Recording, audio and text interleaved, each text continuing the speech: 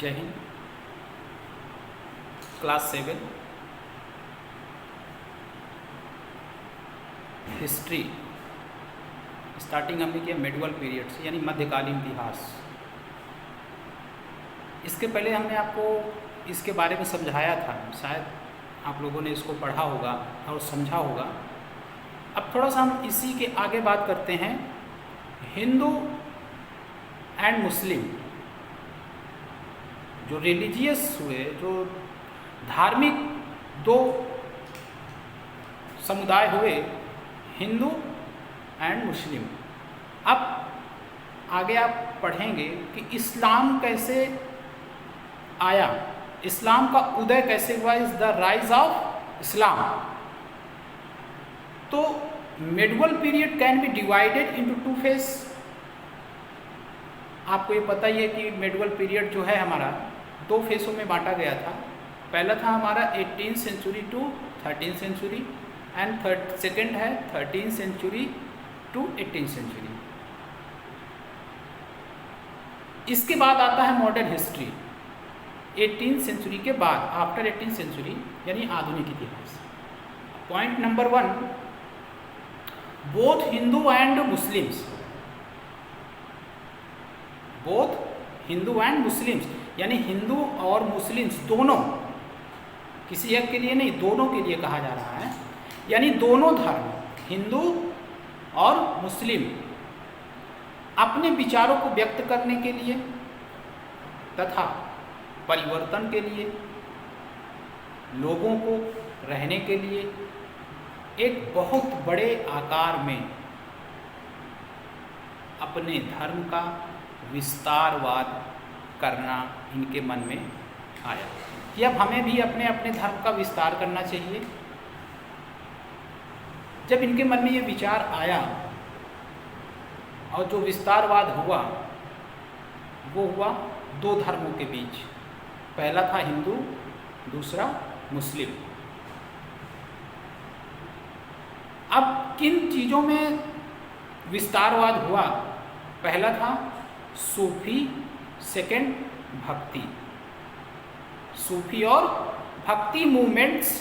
और जब सूफी और भक्ति मूवमेंट्स के लिए इन्होंने डिमांड की और इन्होंने अपने विचार को व्यक्त किया कि अब अपना एक अलग धर्म होना चाहिए, हिंदू का अलग धर्म, मुस्लिम का अलग धर्म होना चाहिए।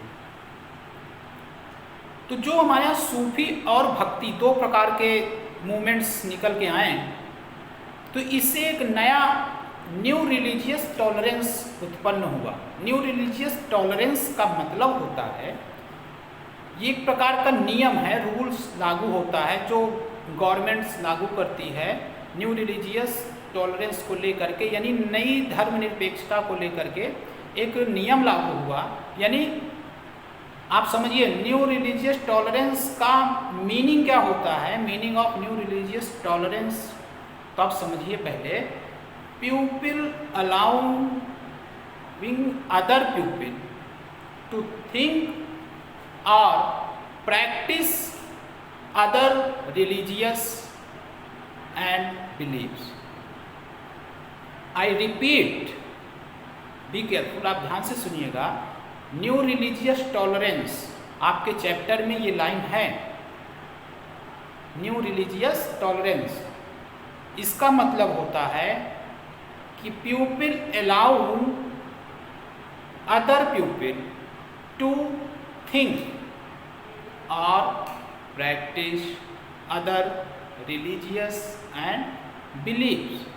अर्थात इसका अर्थ हुआ कि कोई भी व्यक्ति, यानी लोग हो सकता है, व्यक्ति का मतलब कोई लोग, किसी दूसरे व्यक्ति को यानी किसी दूसरे लोग को स्वीकृति प्रदान करें या स्वीकृति प्रदान की जाए, वो किसी भी धर्म के बारे में सोच सकता है। यानी pupil to think, लोग सोच सकते हैं धर्म के बारे में, उसके बारे में प्रैक्टिस कर सकते हैं। और उस पर विश्वास कर सकते हैं। इसका कहने का अर्थात ये हुआ कि कोई भी व्यक्ति किसी भी धर्म में विश्वास रख सकता है, किसी भी धर्म को अपना सकता है, किसी की वो पूजा कर सकता है, किसी भी धर्म संप्रदाय में वो जा सकता है, अर्थात किसी भी धर्म से होने वाले जितने भी नियम हैं वो अपना सकता है। ये शुरुआत की गई 18th century to 30th century के बीच में। यहाँ से इस्लाम का उदय होता है, द राइज ऑफ इस्लाम। फिर एक नया यानी न्यू कल्चर सामने आया, जब सभी लोगों को ये अधिकार हो गया कि आप अपने धर्म चुन सकते हैं, किसी भी धर्म में जा सकते हैं, किसी भी धर्म को अपना सकते हैं, किसी भी धर्म की पूजा कर सकते हैं आप, तो एक नया कल्चर सामने आया। उस कल्चर का नाम दिया गया, इसी मेडिवल पीरियड में इस कल्चर का नाम दिया गया इंडो इस्लामिक। सभी ने नाम सुना होगा इंडो इस्लामिक। इंडो इस्लामिक है क्या? ध्यान से सुनिएगा, नोट करिए। The Islamic culture generally includes all the practices which have developed around the religions of Islam.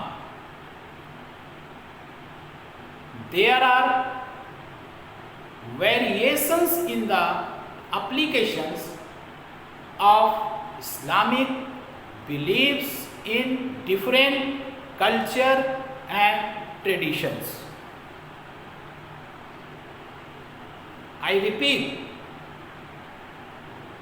Islamic culture generally includes, यानी इस्लामिक सभ्यता जो थी, इस्लामिक कल्चर जो था, वो साधारण रूप से इंक्लूड कर दी गई, सम्मिलित कर दिया गया ऑल द प्रैक्टिसेस। इसे कोई भी अपना सकता है, इस पर कोई भी अपने विचार व्यक्त कर सकता है।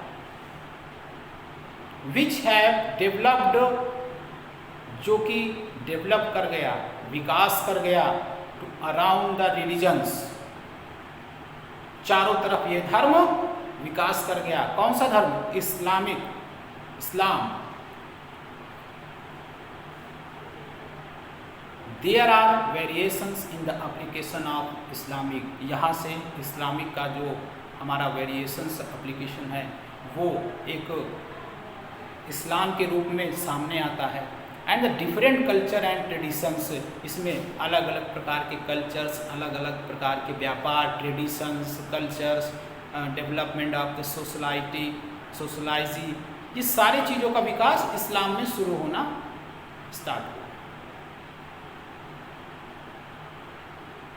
ये था आज का हमारा इंडो इस्लामिक पे चर्चा। आप इसको पढ़िएगा, ये आपके चैप्टर में है। इसके बाद हम बताएंगे आपको इस्लामिक स्टेट्स 11th सेंचुरी, फिर इसके बाद 14th सेंचुरी से लेकर 18th सेंचुरी तक क्या क्या हुआ। आप धीरे धीरे इन सारी चीज़ों को नोट करते रहिए, और नोट करने के बाद आप इस पैराग्राफ को जहाँ पे भी नोट करते हैं वो आप कॉलेज में सेंड करें।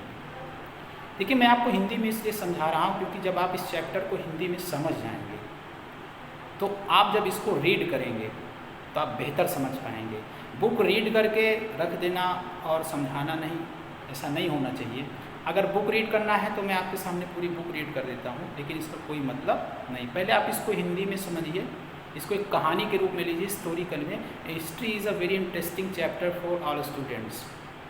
इतिहास जो है सभी विद्यार्थियों के लिए एक बहुत ही इंटरेस्टिंग चैप्टर होता है, बहुत ही इंजॉयफुल होता है ये। बस आप इसको समझ भर जाइए कि ये कैसे क्या हुआ। हमारी देखिए मेडुअल पीरियड जो है, मेडुअल किस पे निर्भर करती है?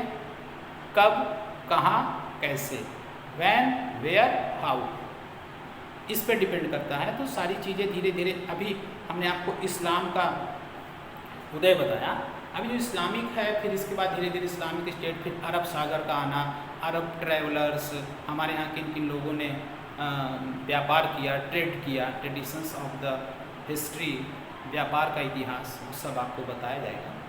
बस आप धीरे धीरे नोट करते रहिए और इसको एक कहानी के रूप में समझेंगे तो मज़ा आएगा पढ़ने में।